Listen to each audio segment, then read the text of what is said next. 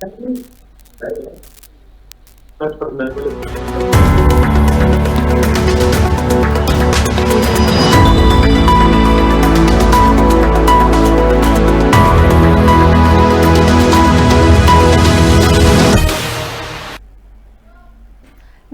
मैं हूं आपके साथ सिमरन राजपाल और आज चर्चा का विषय है कि क्या योगी फॉर्मूला से बीजेपी जीतेगी महाराष्ट्र। और ऐसा हम इसलिए कह रहे हैं, मुद्दे की वजह है वो पोस्टर जो मुंबई पे जगह जगह दिखे मिले। उन पोस्टर्स में लिखा था कटेंगे तो बटेंगे। वो पोस्टर्स योगी की तस्वीर के साथ दिखे। लेकिन आपको एक बात हम बता दें कि वो पोस्टर्स बीजेपी ने नहीं लगवाए। लेकिन अब सवाल ये खड़ा होता है कि क्या बीजेपी ने अपनी रणनीति बदल ली है? क्या हरियाणा वाली रणनीति बीजेपी महाराष्ट्र में भी अपनाने वाली है? ऐसे ही तमाम विषयों पे आज हम चर्चा करने वाले हैं। हमारे साथ जुड़ रहे हैं हमारे संपादक राजीव श्रीवास्तव, हमारे साथ जुड़ रहे चंद्रभूषण जी बीजेपी से, इकबाल अहमद साहब हमारे साथ जुड़ रहे हैं कांग्रेस से, और संजय द्विवेदी जी हमारे साथ जुड़ रहे हैं शिवसेना से। चंद्रभूषण जी, मेरा पहला सवाल आपसे है। अखिलेश यादव कह रहे हैं बटेंगे तो कटेंगे। ये नारा लैब ग्रोन है, लैब में तैयार किया है, योगी जी की छवि ही ऐसी है। आपका जवाब? देखिए सिमरन जी, अखिलेश यादव को जन भावना देश की किस ओर जा रहा है अभी तक ये अनुमान नहीं लगा पाए जी, क्योंकि वो राष्ट्रीय स्तर पर राजनीति नहीं करते हैं और उनकी राजनीति कुछ प्रदेशों तक ही सीमित रही है। और वो राजनीति ऐसी है कि वो प्रदेश भी बहुत ही कम स्तर पर है। और जिस तुष्टीकरण की राजनीति अखिलेश यादव जी करते हैं, उनकी सोच उतनी छोटी है और उस छोटी सोच के अनुसार उनको लग रहा है कि ये भाजपा के लैब में बनाया हुआ भाषण है या कहा गया शब्द है। ऐसा नहीं है। देखिए, जन भावनाएं जब किसी भी पार्टी के साथ होती हैं तो जनता चुनाव लड़ती है। भारतीय जनता पार्टी ने कभी किसी को नहीं कहा कि वो पोस्टर लगाओ जाकर, उसमें ये लिखो जाकर। हाँ, योगी आदित्यनाथ माननीय मुख्यमंत्री जी ने एक रैली में जरूर कहा था कि इस देश में हिंदुओं को एक होना चाहिए और जो एक रहेंगे, एक साथ रहेंगे, जातियों में बटेंगे नहीं तो कभी कटेंगे नहीं। ये आज की बात नहीं है, ये हमारे इतिहास की बात है। जब भारत पहली बार विदेशी आक्रमणकारियों से लड़ रहा था तो भारत पर हमला करने वाले मोहम्मद बिन कासिम जो अरब से आया हुआ था, उसने भारत के अंदर के स्थिति को समझा कि राजा आपस में लड़ रहे हैं, किस राजा को अपनी तरफ किया जाए, किस जनता को अपनी तरफ किया जाए, और इनके अंदर की समस्याओं को जानकर इनके अंदर क्या समस्याएं हैं। तो देखिए, तुष्टीकरण की राजनीति अखिलेश यादव जी करते हैं और भारतीय जनता पार्टी इस देश को एक करने की तरफ काम कर रही है। और यदि हिंदू एक होगा तो इसमें कौन सी बुराई है? यदि किसी को बुराई समझ में नजर आ रही है तो वो अपनी सोच से सोचता होगा। ठीक है चंद्रभूषण जी, लेकिन सब ये भी कह रहे हैं कि आप हरियाणा वाला फॉर्मूला महाराष्ट्र में भी अपनाना चाह रहे हैं। वो कह रहे हैं आप हिंदू मुस्लिम को बांटने का काम कर रहे हैं। देखिए, हमने कभी किसी को बांटने का काम नहीं किया। माननीय प्रधानमंत्री नरेंद्र मोदी जी की जितनी भी योजनाएं हैं, किसी को ये देखकर नहीं उनका लाभ दिया गया कि ये हिंदू है, मुसलमान है, सिख है, ईसाई है। ना किसी जाति को देखकर उन योजनाओं का लाभ दिया गया।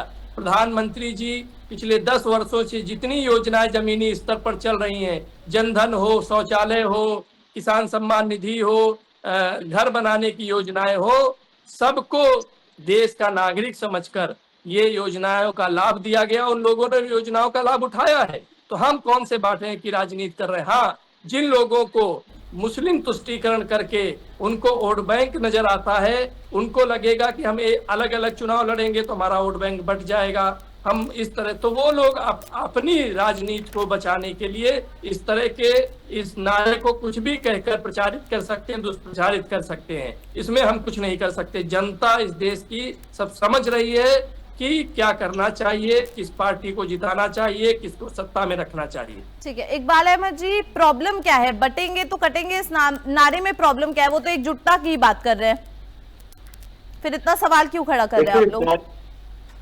जो बटेंगे कटेंगे जो पोस्टर लगा है और तमाम मंचों से ये बात नारा दिया जा रहा है, मैं ये पूछना चाहता हूं कि जब विनेश फोगाट और पहलवान दिल्ली की सड़कों पे आंदोलन कर रहे थे और आंदोलन में उनको उनके चेहरे और उनके शरीर को बूटों से कुचला जा रहा था, तो वो बटेंगे और कटेंगे कहाँ चला गया था? जब किसानों के लिए कील ठोकी जा रही थी सड़कों पर और गोलियां चल रही थी और 700 किसान शहीद हो गए, तो बटोगे और कटोगे कहाँ चला गया था? तो सवाल इस बात का है कि आप रोजगार की बात करते नहीं हो, आप महंगाई की बात करते नहीं हो, आप नारा इस बात का देना चाहते हो कि मुसलमान और हिंदू में तुष्टीकरण कैसे हो सके, कैसे बच सके। देश को एकजुट होने की जरूरत है। राहुल गांधी एक गुलदस्ता सजाना चाहते हैं जिस गुलदस्ते में सारे फूल हो, वो खुशबू पूरे हिंदुस्तान में हो, और आप उस गुलदस्ते को ही निपटाना चाहते हो, मिटाना चाहते हो। ऐसे देश नहीं चलेगा। देश गुलदस्ता है, हर फूल उसमें सजा रहेगा, और मोहब्बत की दुकान जिस तरीके से राहुल गांधी पूरे देश में खोली है वो खुल के रहेगी, और वो महाराष्ट्र में खुलने जा रही है, सरकार बनने जा रही है। ठीक है, संजय द्विवेदी जी, आपके एक नेता हैं आनंद दुबे जी, उन्होंने कहा है कि मुंबई की जनता बीजेपी को जवाब ऐसे देती है, ना तो बटेंगे ना कटेंगे, तानाशाही के खिलाफ डटेंगे, अहंकार के पंख छटेंगे। आप इस तरीके से बीजेपी को जवाब देते हैं, तो आपको लगता है कि बीजेपी का ये नारा जो है वो महाराष्ट्र की जनता के सामने तो काम नहीं आने वाला? संजय जी। देखिए, मैं अभी भारतीय जनता पार्टी प्रवक्ता के भाषण सुन रहा था मैं उनका, वो कह रहे थे हमने तो लगवाए नहीं है। देखिए, जब किसी व्यक्ति को अहंकार आ जाता है, अहम आ जाता है, तानाशाही आ जाती है, अगर इन्होंने नहीं लगवाए महाराष्ट्र की सड़कों, मैंने मान लिया, तो वो लगे क्यों है? उनमें कार्रवाई क्यों नहीं है? वो हटे क्यों नहीं? बीएमसी ने सर अब पोस्टर्स हटा दिए हैं काफी जगहों से वो पोस्टर्स हटा दिए हैं मुंबई में। नहीं, आप मतलब वो लगाना भी नहीं हुआ है, इन्हें बताना भी नहीं हुआ है। देखिए, राजनीति होनी चाहिए, एक चुनाव है, चुनाव अगर हम भाईचारा के हिसाब से लड़े, जैसे हम महाविकास अघाड़ी है, हम कह रहे साहब हम जनता को जो खरीद सरकार बनी है इसके खिलाफ हम चुनाव लड़ रहे हैं। जो 4 प्रोजेक्ट महाराष्ट्र से बाहर भेज दिए और वहां पे किसान दुखी हैं, किसान आत्महत्या कर रहे हैं, और माननीय मोदी जी के जो अभिनिमित्र हैं, अभिनिमित्र जो है वो बैंकों से लोन पे लोन लेना है और लोन चुकाते हैं, लोन माफ हो रहा है। हमें उन किसानों के लिए लड़ना है जो किसान 700 किसान बलिदान हो जाता है। किसान दिल्ली में बैठे हुए थे, उनमें आए दिन हमला हो रहा था, कभी कहा जाता पाकिस्तानी है, कभी उनसे कुछ कहा जाता था, कभी टुकड़े गैंग कहा जाता था। 3 काले कानून जब हटाए गए, पूरा विपक्ष मान रहा था, इनके अकाली दल के मंत्री ने इस्तीफा दिया, लेकिन उन्होंने नहीं हटाया। तो जो शिवसेना हम जो आर्य जनता के बीच में जो समस्याएं ये है उसके लिए माना है, लेकिन इनका क्या नारा है? इनका नारा एक में हो, जो आप सपा भी नहीं कह रहे हैं, अखिलेश यादव भी नहीं कह रहे हैं कि साहब आप तुष्टिकरण राजनीति कर रहे हैं। दिल्ली में आपने चुनाव प्रचार कैसे किया था? क्या मैं नाम गिनाना शुरू करूं? किसने क्या क्या बोला था? पश्चिम बंगाल में क्या क्या बोला था आपने? इसका दिल्ली में दंगे तक हो गए थे। सरकार आप राज्यपाल के अंडर में दिल्ली है, एडमिनिस्ट्रेशन आपके अंडर में है, तो दंगा कैसे हो गया? दंगा क्यों नहीं रोका गया? आप पुलवामा में 2019 में जब अटैक होता है, जब वहां 40-42 जवान शहीद होते हैं, बलिदान होते हैं, तब भी वहां प्रधानमंत्री जी कह रहे थे इनको देके वोट दीजिएगा। तो इस तरह की राजनीति कौन कर रहा है? सर मैं एक सवाल अपने संपादक राजीव जी से भी लेना चाहूंगी। राजीव जी, ये कह रहे हैं कि योगी जी का जो फॉर्मूला है बटेंगे तो कटेंगे, वो महाराष्ट्र में तो काम नहीं करने वाला है। महाराष्ट्र में कई जगह पोस्टर्स देखने मिले, जो खैर अब बीएमसी ने काफी जगहों से हटा भी दिए हैं, तो आपका इस पर क्या कहना है? देखिए, सबसे बड़ी बात यह है सिमरन की, कहीं ना कहीं जब चुनाव होते हैं तो इस तरह की चीजें होती रहती हैं, सामने आती रहती हैं।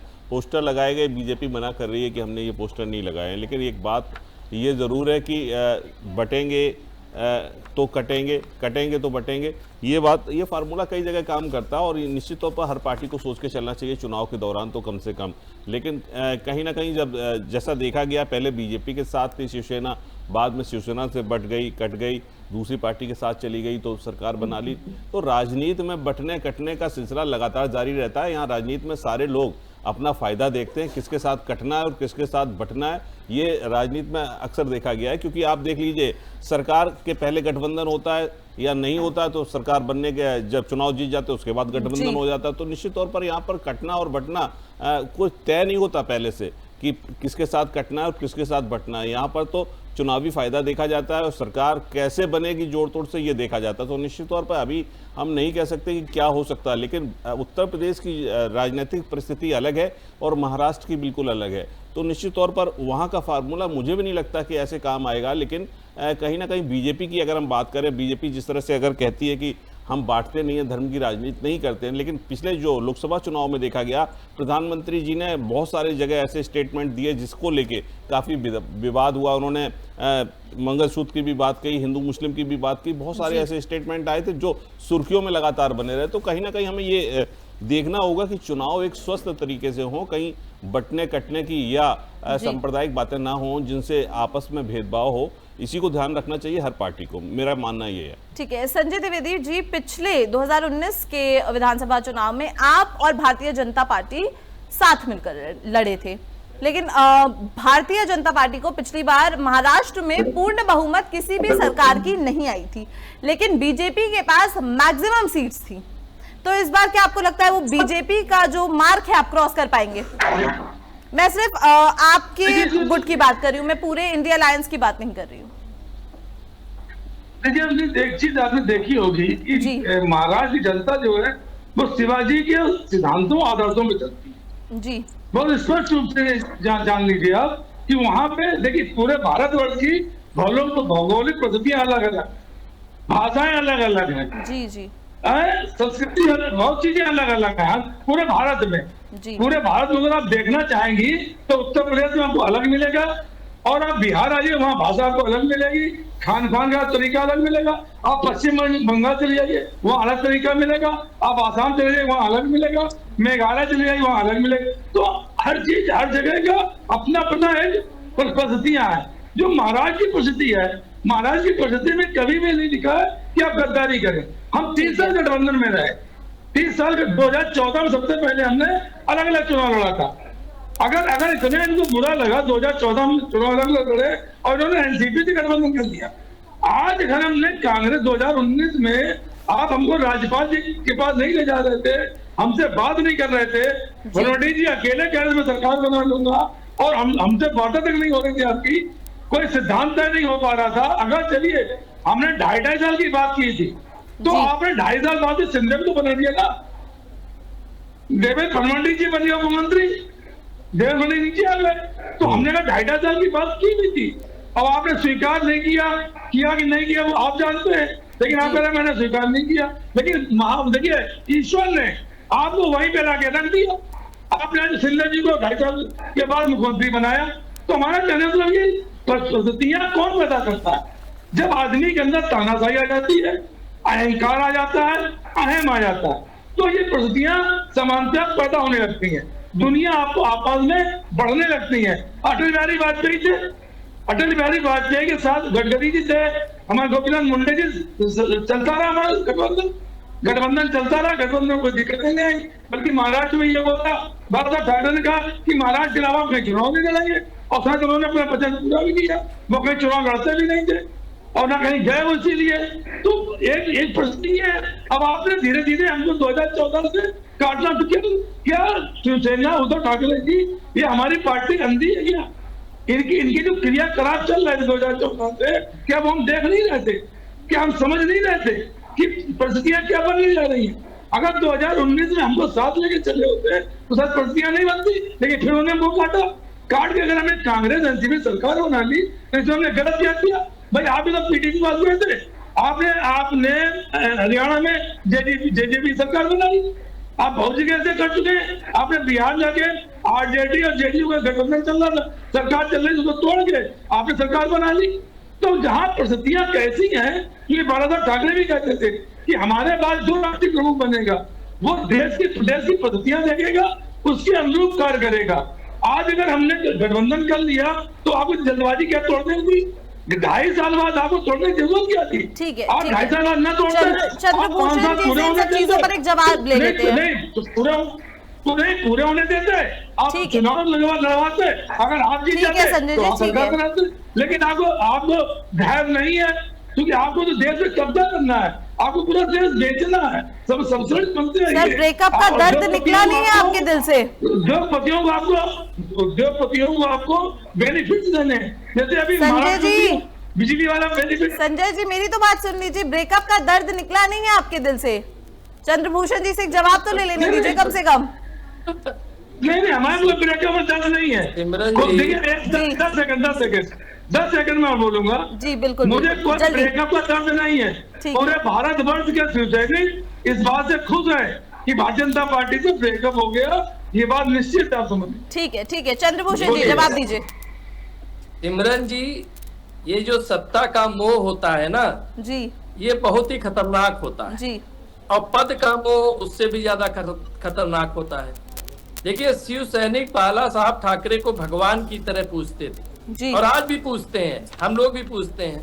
ठीक, वो हिंदुत्व के इतने बड़े प्रचारक रहे कि उनके दरबार में जाकर लोग प्रणाम करते थे, मिलना बहुत सौभाग्यशाली समझते थे। जी लेकिन उन्हीं की पार्टी और उन्हीं के पुत्र के अंदर जब सत्ता का मोह आ जाए तो एक कांग्रेस जैसी पार्टी से गठबंधन कर लेना और उनके दरबार में जाकर झुकना।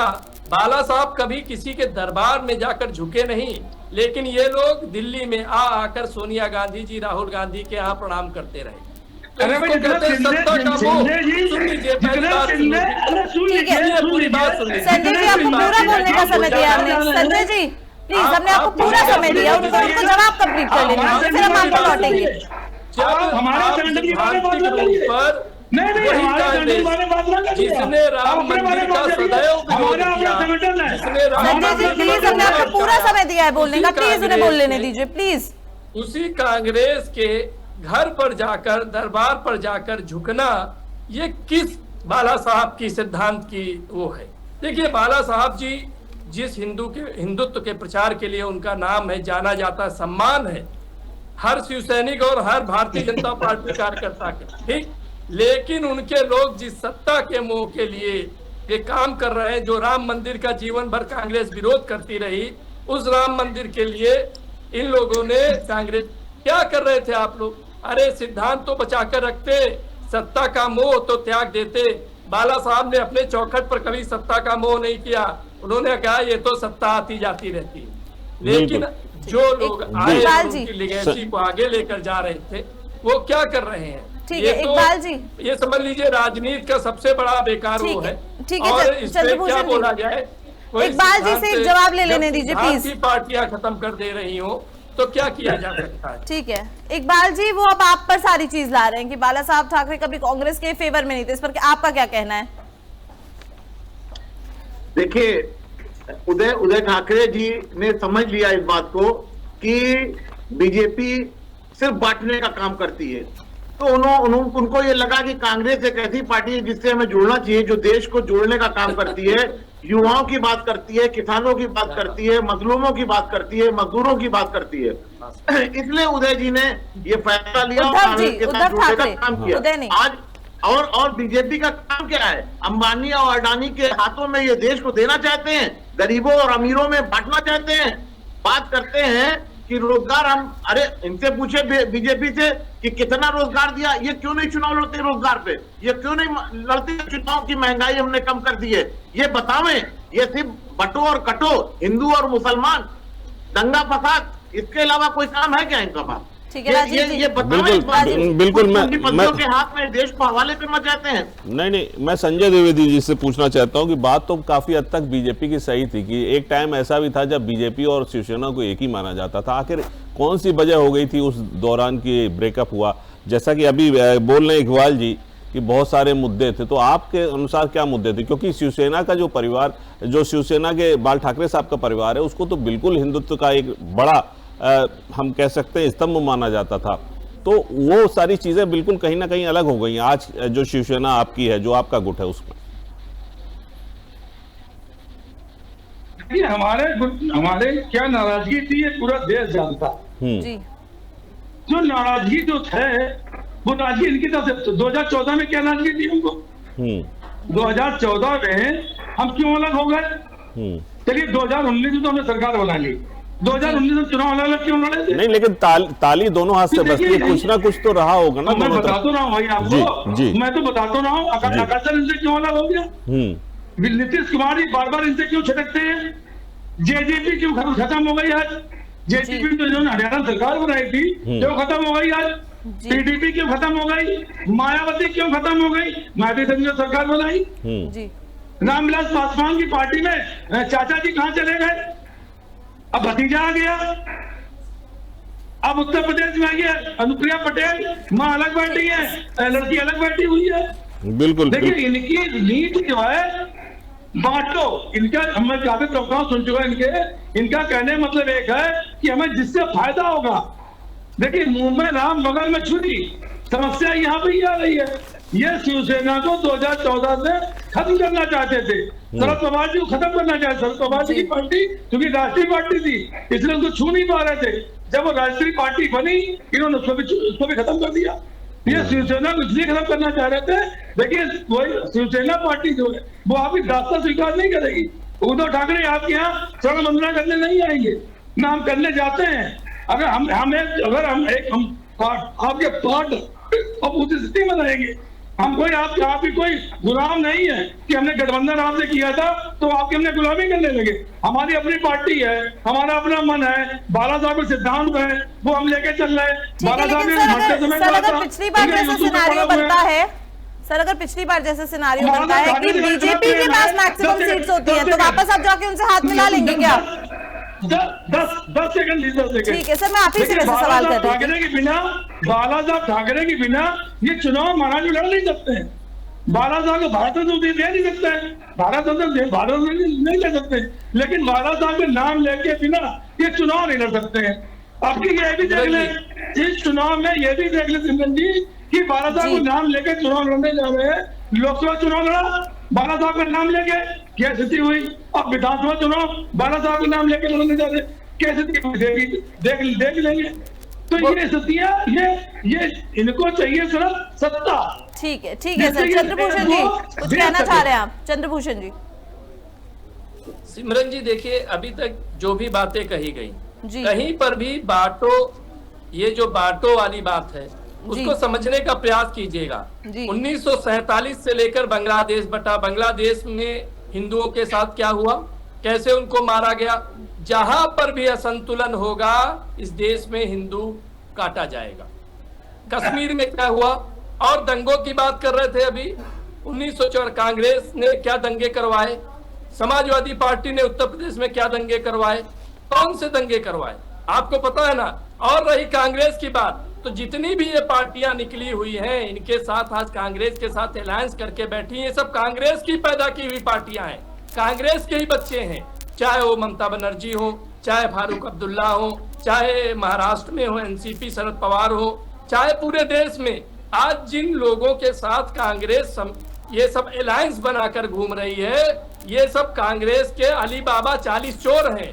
ये अली बाबा राहुल गांधी और उनके साथ पर्सनल अटैक्स जो महायुति है इकबाल जी वो ये है। ठीक है इकबाल जी, हरियाणा में कहा जा रहा था, इकबाल जी से मुझे प्लीज सवाल लेने दीजिए। इकबाल जी, हरियाणा में कहा जा रहा था कि इस बार कांग्रेस तो बाजी मार ही लेगी। हरियाणा में आप उतना अच्छा प्रदर्शन नहीं कर पाए और अपना जो अलायंस है, खैर आप लड़े अकेले थे लेकिन आपके अलायंस की जो उम्मीदें थी आपसे बहुत ज्यादा थी, आप वहां पर उनकी उम्मीदों पर खरे नहीं उतर पाए। उत्तर प्रदेश, सर मेरा सवाल पूरा सुन लीजिए। हमारा प्रदर्शन हरियाणा में बहुत अच्छा था। सर प्लीज मेरा सवाल पूरा सुन लीजिए। उत्तर प्रदेश में पहले आप 5 सीटों की मांग कर रहे थे, फिर 2 पे आप कहा जा रहा है कि 2 सीटों पर भी नहीं लड़ेगी कांग्रेस उत्तर प्रदेश उपचुनाव में, पूरी की पूरी सीटों पर समाजवादी पार्टी रहेगी। तो महाराष्ट्र में आपकी जो रणनीति होगी वो क्या होगी? महाराष्ट्र में आप कितनी सीट्स मांगेंगे, कितनी सीटों की उम्मीद रखते हैं महाराष्ट्र में? हमारा इंडिया गठबंधन है, इंडिया गठबंधन में जो भी सीट शेयरिंग की बात चल रही है जी हम उतनी ही सीट लेंगे, उतनी ही सीट देंगे जिससे हम सरकार बना सकें। ठीक है, हमें मजबूत सरकार बनानी है। और जो हमारे बीजेपी के साथी एक बात कह रहे थे कि कांग्रेस के निकले हुए बच्चे, अरे इनको ये नहीं पता है कि बीजेपी सरकार जो अभी केंद्र में बैठी हुई है, हमारे इतने सांसद इन्होंने ले रखे हैं कि जिस दिन वो कांग्रेस में वापस आ जाए तो इनकी सरकार गायब हो जाएगी।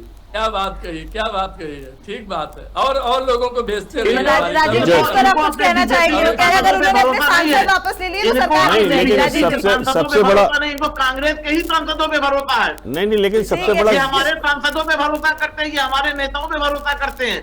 ठीक जो है, राजीव। भ्रष्टाचारी होता है इनकी वॉशिंग मशीन इकबाल जी ने और संजय जी ने आपके यहाँ ही कर रहा है वो। सुनिए। आपको पता है कि आपके ही लोग भ्रष्टाचारी हैं। चंद्रभूषण जी से सवाल है हमारा। वॉशिंग मशीन में साफ हो जा रहा भ्रष्टाचारी अरे ना।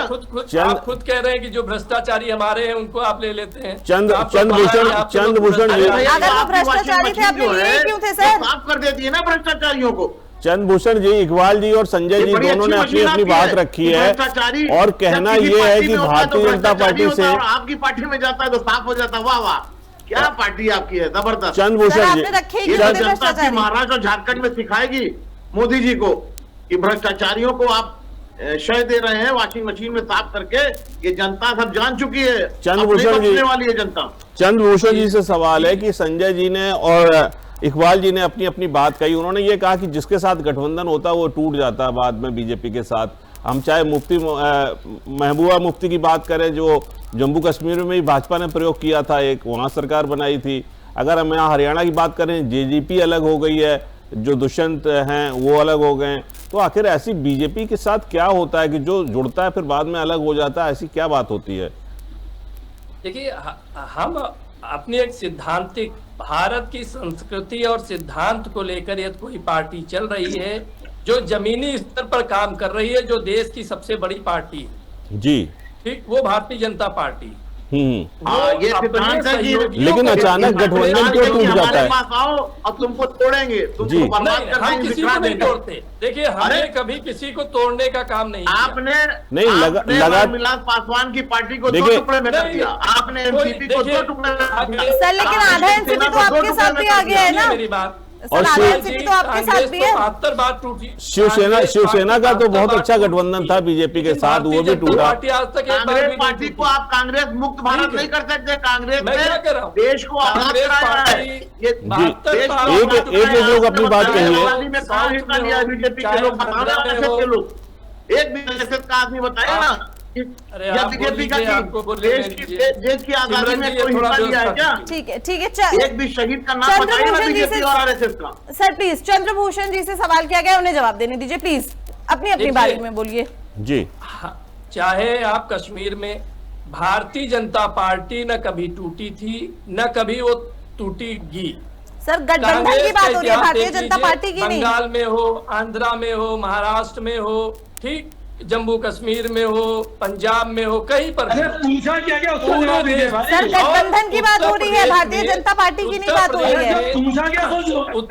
उत्तर प्रदेश में जो पार्टी 2 सीट चुनाव नहीं लड़ी, देवराज जी बताइए क्या मैं तो पूछा? मेरा सवाल ये अरे था, भैया, आपने मेरा सवाल ये था, इतना शोरूम बनाया था ना, इतना- शोरूम तो आपका खत्म हो गया। मेरा- राहुल गांधी मेरा- ने मोहब्बत की नहीं, दुकान नहीं। खोल दी भाई, अयोध्या में। आपको और राहुल हमारा गांधी सवाल- खुशी हो हमारा- रही होगी क्या? हमारा सवाल ये था चंद्रभूषण जी से कि वहाँ की आखिर जनता ने आपका जो गठबंधन होता है वो इतना मजबूत क्यों नहीं होता? कांग्रेसियों द्वारा जितना उसका अवरोध किया गया, रोका नहीं, गया, नहीं, उससे कुछ होने वाला नहीं है। Sir, please. हलफनामे पे हलफनामा एक बार जी, कांग्रेसियों प्लीज, ने पहले दिया उन्हें उसको जवाब रोकने देने के दीजिए। लिए। क्या बात कर रहे हैं? शर्म नहीं यही आती? तो आप अयोध्या में आप तक दर्शन करने रहे हैं। देवराज जी देवराज जी एक बार जी प्लीज, एक बार जी प्लीज उन्हें जवाब देने दीजिए। सर आप दोनों प्लीज पहले उन्हें जवाब दीजिए, आपको भी मौका मिलेगा, पूरा मौका मिलेगा सर प्लीज। सिखा दिया, अयोध्या की जनता ने आपको सबक सिखा दिया। अरे आप देखिए कहाँ है अयोध्या से, आपको क्या मतलब है भाई साहब? ठीक है संजय जी कुछ अयोध्या बोलना चाह रहे हैं, संजय जी ये आप भारत बोलिए। की आस्था का प्रतीक है। संजय जी उसमें क्या हाँ, हमारी आपको भी लगा? आस्था का वो तो प्रतीक है। कांग्रेसियों ठीक के है सर, दुष्परिणाम संजय जी का को फल है। जवाब देने दीजिए, वो काफी मेरा देर से भी हाथ खड़ा कर रहे 150 हैं। वर्ष हो गए राम मंदिर बनने सर में। प्लीज, मेरी भी आस्था का प्रतीक है। आप कैसे कह सकते हैं कि आपके क्या मतलब, क्यों नहीं सर मतलब प्लीज है? प्लीज संजय जी को जवाब देने दीजिए, बोले संजय जी। देखिए अभी राम सेतु का एक मैटर चल रहा है, राम सेतु का मैटर चल रहा है। वहाँ भाजपा ने सेम जो कांग्रेस ने दिया था अयोध्या में वही एफिडेविट दिया हुआ है। जी। उसमें कहा गया ही था, मुझे राम है कि नहीं मुझे नहीं मालूम, इस तरह का एफिडेविट भारतीय जनता पार्टी ने भी दिया है। आप इसका पता लगा लीजिए, आपको मालूम चल जाएगा जो मेरी जानकारी में है। दूसरी बात मैं जो ये कहना चाहता हूँ, बाला साहब का जो नाम ले लेके ये भारत रत्न नहीं दे पाए अभी तक। बाला साहब को भारत रत्न नहीं दे पाए। लेकिन उनका नाम बराबर लिया करते हैं। दूसरी बात है, जो ये हमारी पार्टी जिम्मेदार ये कौन है भाई, ये हमें बताएं क्या कि उद्धव ठाकरे किससे गठबंधन करें किससे ना करें, ये बताने वाले कौन होते हैं भाई? हमारी पार्टी है, हम चाहे एनसीपी गठबंधन करें चाहे कांग्रेस गठबंधन करें, हमको जो महाराष्ट्र के विकास के लिए सही पार्टी लगी हमने गठबंधन कर लिया। क्या कांग्रेस आतंकवादी पार्टी है? अरे ये ठेकेदार है, ठेकेदार। ये ठेकेदार है क्या? ठेकेदार है। ठीक है सर, एक आखिरी कमेंट, सर एक आखिरी कमेंट हम आप सबसे लेंगे। जिनका एनसीपी को लेकर सरकार चला रही है, जिन विधायकों को लेके, जिन कांग्रेस के सांसदों को लेके, जिन विधायकों को लेके ये भारतीय जनता पार्टी बना रहे हैं, तो कांग्रेस में दिक्कत होगी, विधायकों की दिक्कत नहीं है। ठीक है सर, हम आप सबसे एक आखिरी कमेंट लेना पसंद करेंगे। चंद्रभूषण जी, आपको बहुत अच्छे से ये बात पता है शायद कि अगर हिंदू बटे तो बीजेपी की खैर नहीं, और अगर हिंदू साथ हुए तो बीजेपी के बल्ले बल्ले है। इसलिए आप ये जो नारा है बटेंगे तो कटेंगे, ये आप गर्व से पुश कर रहे हैं। देखिए, अभी चतुर्वेदी जी ने ही कहा कि जो कांग्रेस ने राम मंदिर का, राम सेतु पर गलत हलफनामा देती रही, और वही जो आप कह रहे थे, हर चीज जानते थे। मैं नहीं कह रहा। ठीक है सर, बोलने दीजिए प्लीज। कांग्रेस के साथ है, समझिए एक बात, हिंदू को अपनी समस्या का समाधान करना पड़ेगा। हिंदुओं को यह समझना पड़ेगा कि वो कहाँ जा रहे हैं, वो किस संस्कृति के साथ हैं, देश उनकी जरूरत को क्या समझना चाहिए। और ये हिंदू भली बात समझ रहा है धीरे धीरे। हिंदू ने हरियाणा में समझने का प्रयास किया और वो बखूबी समझा कि ये जो मोहब्बत की दुकान खोलकर बैठे हुए लोग हैं, ये केवल तुष्टीकरण के लिए हैं। सर लेकिन महाराष्ट्र में आप तो मुस्लिमों को भी शायद अपनी तरफ करना चाह रहे हैं। मदरसों के जो टीचर्स हैं उनकी सैलरी भी आपने बढ़ाने की बात कही है। चंद्रभूषण जी, बहराइच में तो दुकान वाला पहुंचा, प्लीज अपनी बारी में बोलिए। बहराइच में दैनिक भास्कर ने तो खुलासा कर दिया हिस्ट्री का ऑपरेशन करके कि दंगा किसने कराया है। नजर आता है ये मोहब्बत के दुकान वाले वही बहराइच में दंगा किसने कराया है। सर गोली मार देना ठीक था क्या? खुलासा कर दिया है। चंद्रभूषण जी, आप मुस्लिमों को भी महाराष्ट्र में अपनी तरफ करना चाह रहे हैं। आपने जो टीचर्स है, मुस्लिम जो मदरसों के टीचर्स है, उनकी सैलरी आपने 6 से 16,000 करने का निर्णय लिया, वो भी चुनाव के पीक टाइम में। ठीक है, तो क्या ये आपकी एक चुनावी स्ट्रैटेजी की? ठीक है भैया, मुस्लिमों को भी अपनी तरफ करना चाह रहे हैं अब। अरे ये तो क्योंकि आपने हिंदुओं की बात बोली, इसलिए मैं ये पॉइंट लेके आ रही हूँ। मैं वही बता रहा हूँ, ये तो एक बात साहब बताएंगे अच्छा हुआ कि नहीं हुआ। अरे फैसला तो आपका है, आप बताइए। मिलेगा अब बाकी सबकी भी तो करनी चाहिए थी। अगर आप शिक्षा का मुद्दा इसमें ला रहे हैं तो आपको बाकी सबकी भी सैलरी बढ़ानी चाहिए थी। को बंद कराना चाहते हैं, मुसलमान टीचरों को बंद करना चाहते हैं, उनकी नौकरी छीनना चाहते हैं, और महाराष्ट्र में आप तनख्वाह बढ़ा रहे हैं। ये क्या है? ये तुष्टीकरण नहीं है तो और क्या है आपके लिए? अच्छा है ना, इसमें कौन सी बुरी बात है? वहाँ ये अच्छा काम कर रहे हैं तो उन लोगों को प्रोत्साहित करना चाहिए। बाकी जगह खराब कर रहे हैं क्या? बाकी प्रदेशों तो बंद किए जा रहे, क्या बात है? जहाँ पे कानून के हिसाब से काम नहीं किया जाएगा वहाँ बंद किए जाएंगे। ठीक है, तो जहाँ कानून के अनुसार काम किया जाएगा वहाँ उनको प्रोत्साहित किया जाएगा। ठीक है, ठीक है। राजीव जी, एक कमेंट आपकी तरफ से। बिल्कुल, देखिए सबसे बड़ी बात यह है कि भले ही भारतीय जनता पार्टी कहे, लेकिन कहीं ना कहीं ये भी सोचना होगा भारतीय जनता पार्टी को कि आखिर जो गठबंधन होता है पार्टी के साथ, वो इतना घनिष्ठ अच्छा गठबंधन होता है। शिवसेना और बीजेपी का जो गठबंधन था बहुत मजबूत था, वो टूटा। जेजेपी का अगर हम दुष्यंत चौटाला की बात करें, बहुत अच्छा गठबंधन था। तो निश्चित तौर पर एक बार भारतीय जनता पार्टी को भी देखना चाहिए जो उनके साथी होते हैं।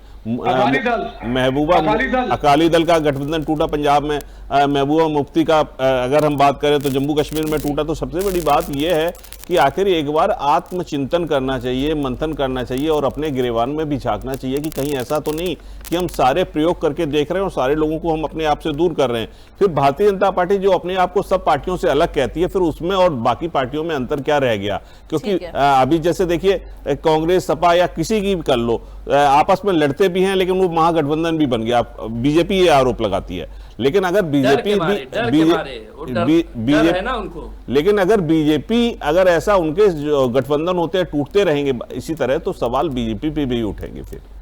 ठीक है, आप सबका बहुत बहुत शुक्रिया हमारे साथ जुड़ने को। बटेंगे तो कटेंगे, ये नारा महाराष्ट्र में हरियाणा की तरह काम करेगा या नहीं, ये तो देखने वाली बात होगी। लेकिन महाराष्ट्र में इस बार चुनाव जो हैं बड़े दिलचस्प होने वाले हैं।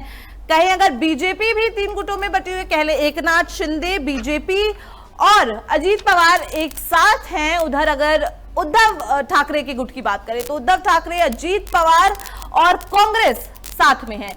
तो इस बार जो महाराष्ट्र में चुनाव होंगे उसमें बड़ा मजा आने वाला है।